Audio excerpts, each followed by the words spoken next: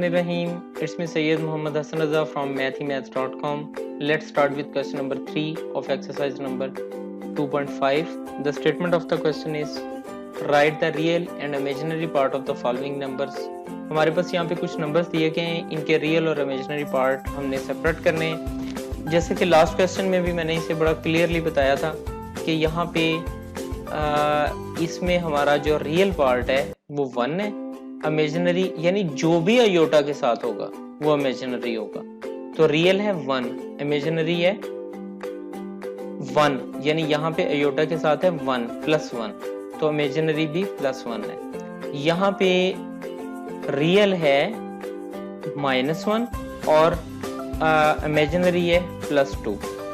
Real है real है 2 और इमेजिनरी है -3, क्योंकि अयोटा के साथ है -3 तो इमेजिनरी आएगा -3।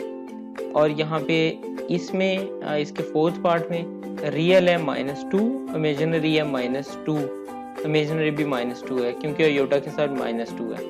यहाँ पे रियल है 0 और इमेजिनरी है -3।